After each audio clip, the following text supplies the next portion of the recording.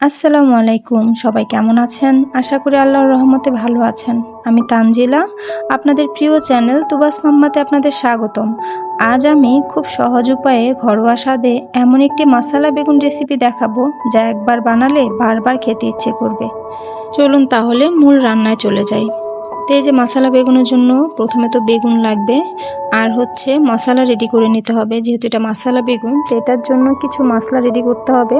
তো সেজন্য একটা পাত্রে আমি 5 থেকে 6 কোয়া রসুন নিলাম, 5 থেকে 6টা শুকনো মরিচ, আর হচ্ছে 1 ইঞ্চি পরিমাণ একটু আদা, এটাকে আমি হচ্ছে একটু ছুলে নিছি। এটাকে এখন আমি এই সব মশলাগুলো একসাথে করে ভিজিয়ে রাখবো। তো এই যে আদাটাকে আমি একটু ছুলে নিচ্ছি, ছুলে তারপর হচ্ছে ভিজিয়ে রাখবো মশলা।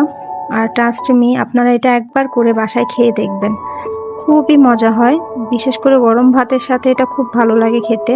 তো এই যে এখন আমি পানি দিয়ে মশলাটা কিছুক্ষণ ভিজিয়ে রাখবো, যাতে বাটতে সুবিধা হয়, যেহেতু এটা শিলনোড়ায় বাটবো। আর এগুলো হচ্ছে চিংড়ি মাছ, এই মশলাটার সাথে চিংড়ি মাছটাও লাগবে। আর এই চিংড়ি মাছটার কারণে কিন্তু বেগুন মশলাটা খুব মজা হয় খেতে।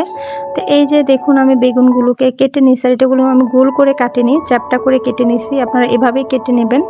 কেটে এখন আমি হচ্ছে এগুলোকে একটু ভিতর থেকে কেটে নিচ্ছি, যাতে মশলাটা বেগুনের মধ্যে মিশে। এজন্য আমি এভাবে ছুরি দিয়ে প্রত্যেকটা বেগুনকে এভাবে কাট করে নেব। আপনারা যেভাবে আপনাদের মন মতো করে, আমি একটু অ্যাঙ্গেল করে কাট করে নিচ্ছি। তো এই যে দেখেন, এখন হচ্ছে চলে যাব মশলাটা রেডি করতে, যে মশলাটা আমি একটু আগে ভিজিয়ে রেখেছিলাম। তো এখানে আমি হচ্ছে একটা বেগুন নিছি, আপনারা যে পরিমাণ করবেন সেই পরিমাণ নিয়ে নেবেন। তো এই যে সেই মশলাটা এখন আমি যেটা ভিজিয়ে রাখছিলাম, আদা রসুন, তারপর হচ্ছে শুকনো মরিচ, আর হচ্ছে এখানে আমি এখন অ্যাড করব হচ্ছে পেঁয়াজ, তারপর হচ্ছে একটু জিরে, এগুলো অ্যাড করে আমি বেটে নেব। এই যে অল্প কিছু পেঁয়াজ নিলাম, কারণ আপনারা যে পরিমাণ বেগুন নেবেন মশলাটা ঠিক ওই পরিমাণে নেবেন। আর এখন হচ্ছে চিংড়ি মাছটাও দিয়ে দেব। চিংড়ি মাছটা আমি আগে থেকে কেটে সুন্দর করে বেছে ধুয়ে নিছিলাম। এখন এটাকে একসাথে করে আমি বেটে নেব। আর এটা অবশ্য আপনারা চাইলে ব্লেন্ডও করতে পারেন, কিন্তু আমার মনে হয় যে বেটে নিলে সব জিনিসের স্বাদটা একটু বেশি হয়, তাই আমি বেটে নিচ্ছি। আপনারা চাইলে ব্লেন্ড করে নিতে পারেন, ব্লেন্ড করে নেবেন। তো এটা সবগুলো একসাথে করে আমি বেটে নিচ্ছি। আর একটা জিনিস, এখানে আমি ধনিয়া পাতাটা নিতে ভুলে গেছি, আপনারা ধনিয়া পাতাটা দিবেন, কারণ ধনিয়া পাতাটা দিলে এটা টেস্ট দ্বিগুণ বেড়ে যায়। তো আমি সবগুলো একসাথে করে যে বেটে নিলাম একদম মিহি করে। এখন আমি মশলাটাকে আর একটু বাটির মধ্যে নিয়ে তারপর হচ্ছে বেগুনের মধ্যে মাখাবো। তো এই যে মশলা নিয়ে নিলাম, আর এখন এখানে অ্যাড করব হচ্ছে সামান্য লবণ, তারপর হচ্ছে একটু হলুদের গুঁড়ো, একটু মরিচের গুঁড়ো, সব মিলিয়ে তারপর হচ্ছে একটু সামান্য সরিষার তেল দিয়ে একসাথে মিক্স করে নেব ভালোভাবে হাত দিয়ে। আর এই কাজটা আপনারা অবশ্যই হাত দিয়ে করবেন, হাত দিয়ে করলে মশলাটা খুব সুন্দরভাবে মিশে।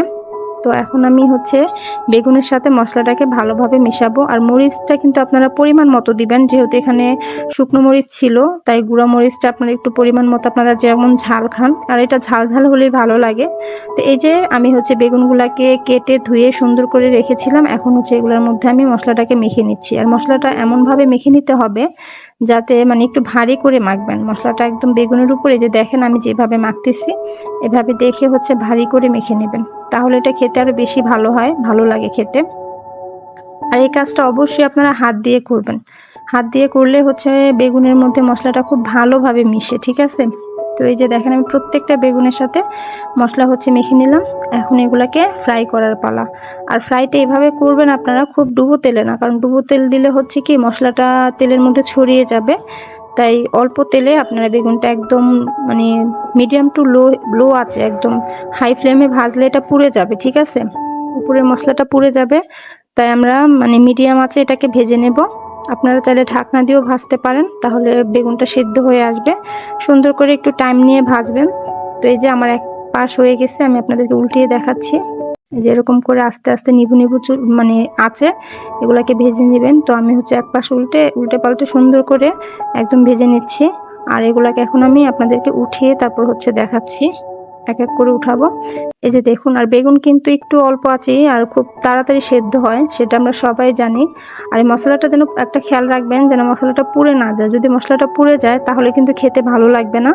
তো এই যে আমার হয়ে গেছে, দেখেন এই যে এভাবে করে আপনারা ভেজে নেবেন। আর ডুবো তেলে না, একদম ডুবো তেলে ভাজবেন না। তো এই যে দেখুন কি লোভনীয় লাগছে।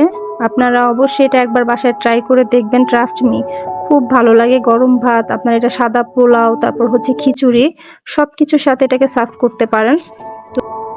আশা করি আজকে মশলা বেগুন রেসিপিটি আপনাদের ভালো লেগেছে। যদি ভিডিওটি ভালো লাগে তাহলে একটি লাইক দিন, কমেন্ট করে আপনার মতামত জানান। আর এমন সহজ ও সুস্বাদু রেসিপি পেতে তুবাস মাম্মা চ্যানেলটি সাবস্ক্রাইব করে পাশে থাকা বেল আইকনটি অন করে রাখুন। সবাই ভালো থাকুন, সুস্থ থাকুন। আল্লাহ হাফেজ।